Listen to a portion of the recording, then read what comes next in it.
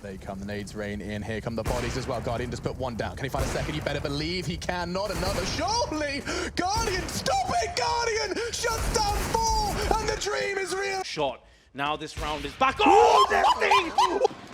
Simple, I don't know, man. If he just comes in with that, there's nothing. Once again, the first base is a Dren. He's going to hit the ground there as Cole. Oh, what? A jumping double from Cole! Can he go any better than that? He knows it's been better. Oh, right foot! He's not going to pull this one off. Oh, Caldera! The man, the myth, the beast! To this A site, they're even going to get boxed in. RPK is going to take out Zeus, but then Edward gives Quão esse FPS é importante hoje em dia, todo mundo já sabe. Mas, além de ser um jogo que tira o nosso... como também o... 10 anos de mirage! Também uma história mágica por trás. Até porque esse é o Counter-Strike.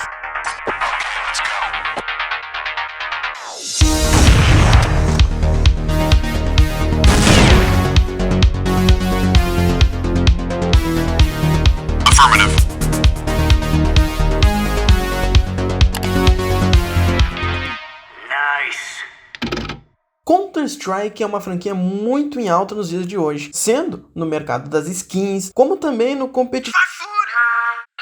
Bem, conhecemos muito sobre o jogo e como ele fez parte de muitas infâncias de grandes homens e mulheres hoje em dia. Mas você realmente conhece a história desse jogo? Tudo começa com um jogo muito importante para a indústria e um dos meus favoritos, sendo Half-Life, lançado em 1998 pela Valve LLC ou LTDA e distribuído pela Sierra Entertainment, sendo muito importante para sistemas de gravidade, como havia falado no meu vídeo de Ragdoll, mas também como um gênero de FPS, sendo cultuado e jogado até hoje por amantes do gênero. Gamers em todo o mundo amaram o jogo e foi aonde surgiu os fóruns de Half-Life em 1999, da própria Sierra Entertainment, onde dois jovens muito promissores faziam parte, que eram Myth Guzman Lee e Jazz Cliff. Guzman é um fascinado estudante de ciências e apaixonado por jogos de FPS. Começou a criar mods militares para Quake e Action Quake 2, onde postava ativamente nos fóruns seus modelos.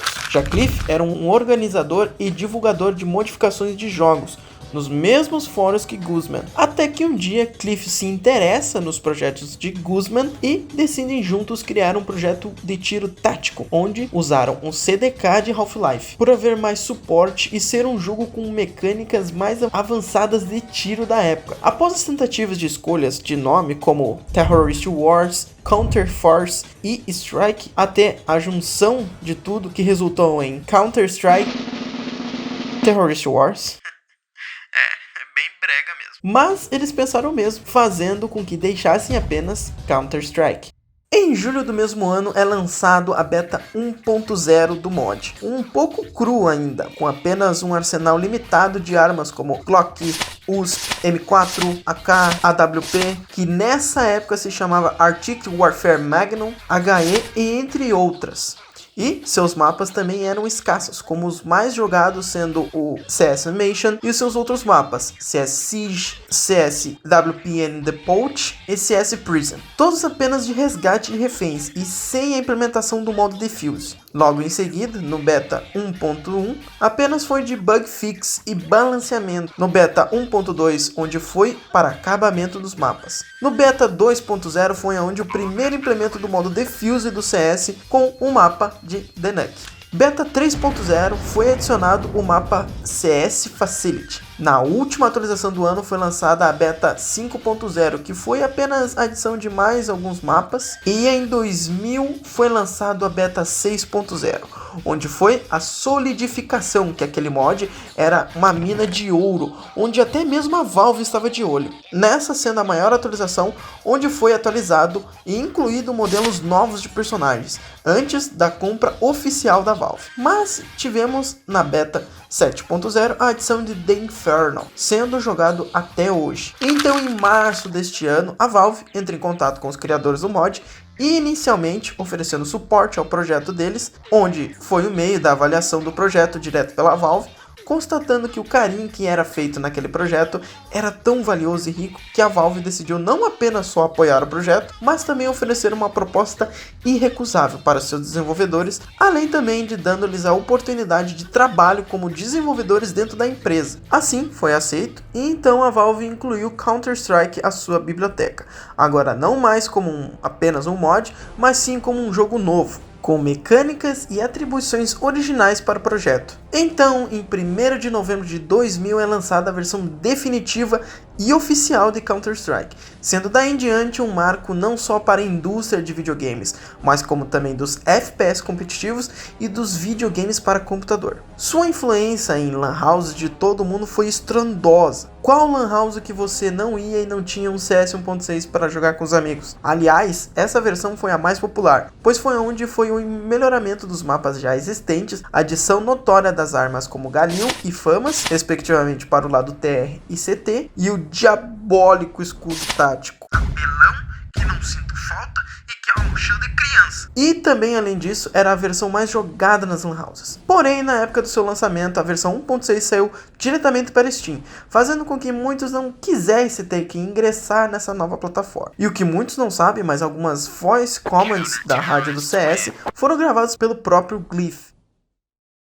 Indo mais pra frente, tivemos o lançamento de Counter-Strike Condition Zero, jogo que teve um desenvolvimento conturbado, onde muitas empresas entraram no meio para seu desenvolvimento. Primeiro pela Rogue Entertainment, onde após o cancelamento do seu projeto anterior, eles contataram a Valve para uma produção de algum jogo single player, e Gabe Newell, há tempo já querendo essa abordagem para Counter-Strike, aceitou a produção pela Rogue no próximo jogo da franquia, fazendo assim o começo da produção. Logo após o início do desenvolvimento, problemas surgiram, com a saída do seu produtor Jim Molinetes da Rogue. Apesar da empresa afirmar que a saída não iria interferir nos projetos, a Valve, com aquela pulguinha atrás da orelha, acaba tirando a produção das mãos da Rogue, fazendo seus funcionários acabar por vazar muitos dos projetos já planejados para esta versão na internet, e ainda também detalhes sobre negociação, fazendo ela acabar caindo sua retenção monetária, fazendo com que ela seja vendida no final do mesmo ano. A segunda empresa a se envolver no projeto foi a famosíssima Gearbox,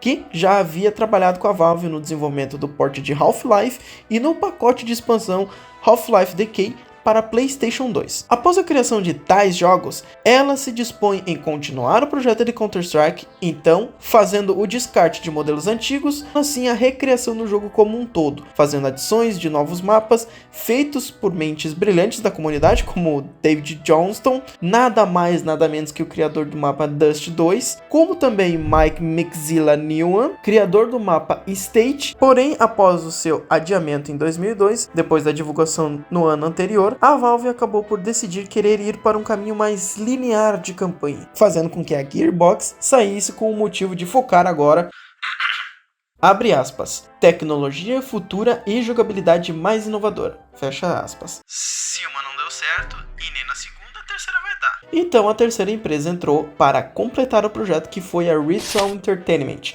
onde a Valve colocou diretrizes para se seguir, onde ela mesma queria uma campanha à la Half-Life, fazendo com que a empresa recriasse o projeto quase que do zero, apenas com algumas adições da Gearbox. Então os trabalhos começaram, incluindo até mesmo a empresa Turtle Rock para ajudar na estrutura de novos bots multijogadores, com a adição de Mike Booth, fundador da Turtle, nesta coordenação. Em 2003, o jogo foi anunciado na E3, sendo mais de 90% completo. E então, acontece uma desgraça. A empresa enfrenta dificuldades financeiras após completar o seu jogo Star Trek Elite Force 2, fazendo demissões em massa. E além disso, muitas críticas envolviam as cópias de análise, fazendo com que a Valve rapidamente decida reformular o jogo novamente. Ok, eu prometo que essa é a última. Com tudo isso, a Valve decide colocar aquela empresa, Turtle Rock, no comando do projeto. Com sua ótima recepção da inteligência artificial, ela decide refazer os pontos mais criticados, e novamente refaz. Cara, eles não cansam, não. Então todo o trabalho da campanha da Ritual foi transformado em um jogo bônus, se chamando Counter-Strike Condition Zero Deleted Scenes. Com planos para o seu lançamento naquele mesmo ano, o jogo foi adiado mais uma vez. onde o motivo estava no atraso da finalização das versões internacionais do jogo, dando uma briga com a Vivendi Universal Games por atraso do seu lançamento, e então finalmente entregando uma data real de lançamento, que foi em 23 de março de 2004. Após o lançamento, críticas vieram onde muitas das críticas eram sobre o desenvolvimento foi caótico e pelo tempo de espera fez com que suas mecânicas ficassem atrasadas comparadas com FPS mais modernos. Mas ainda havia muitos elogios sobre a IA dos bots e uma campanha ok, porém ultrapassada. E nesse mesmo ano foi lançado Half-Life 2, com mecânicas e física inacreditáveis para a época. CS Source Beta também era lançado, inicialmente para membros do Valve Cyber Café Program, e posteriormente para quem comprou o CS Condition Zero em 7 de outubro do corrente ano. Jogo esse que faz um remake por completo do Counter-Strike clássico, reformulando mapas e atualizando-os com a nova poderosíssima engine chamada Source, sendo a mesma de Half-Life 2. Este jogo houve muitas opiniões contras e a favores, pois era um jogo novo, com mecânicas novas, mas com o espírito de CS, fazendo com quem adorava o CS original não gostando das mecânicas novas de Ragdoll e de remodelação de mapas clássicos, fazendo ser um jogo, assim como seu antecessor, não ser levado muito para o lado competitivo, além também de ser considerado como uma tech demo de um jogo online, para mostrar as inovações técnicas do motor gráfico novo, por assim sendo o seu lançamento chegando junto com Half-Life 2. Mas não há apenas só esses Counter-Strikes, como também há outros não tão conhecidos nessa franquia, como CS New de 2003, que leva toda a temática de CS para o mercado japonês, dando uma visão totalmente diferente, criando uma história e background para partidas onde eram jogadas nos antigos fliperamas japoneses.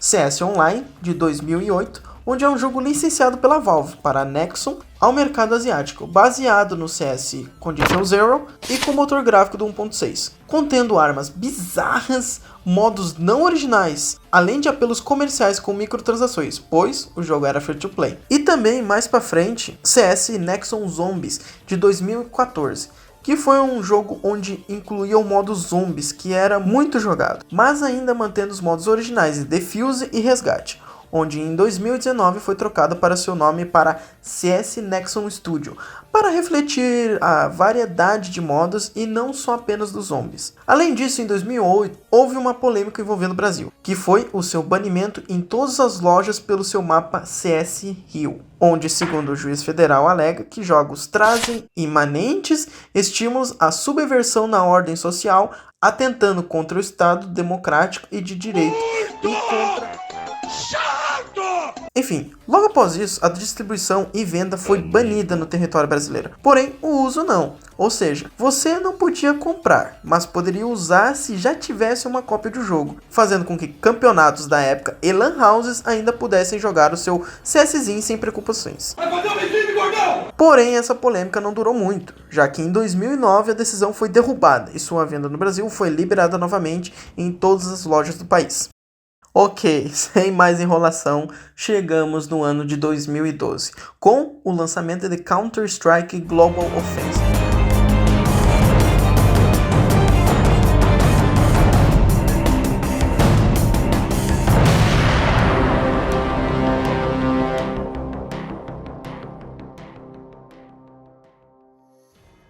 Graças à Valve, vendo o potencial da Raiden Path Entertainment com seu suporte do CS Source para consoles do Xbox, acaba mudando os planos para a criação de um jogo novo, querendo unificar os dois extremos da franquia com o CS original e Source, fazendo a Valve, em conjunto com a Raiden, a fazer Counter-Strike Global Offensive, pois o nome remetia a várias operações que viriam junto ao jogo. Go teve seu desenvolvimento inicial em 2010, porém somente revelado em 2011, com seu beta fechado para cerca de 10 mil pessoas, posteriormente abrindo para mais pessoas progressivamente, e então na E3 de 2013 foi anunciado, dando um ar diferente para a franquia até então, juntando elementos que deram certo em toda a franquia, e sendo muito bem recebido por jogadores profissionais e pelo público. E então daí para frente o jogo foi recebendo mais e mais atualizações, com mapas novos, modos de jogo, operações e as skins, onde a Valve criou uma mina de ouro, pois os usuários poderiam abrir uma caixa e, conforme a sorte, poderiam obter um item bom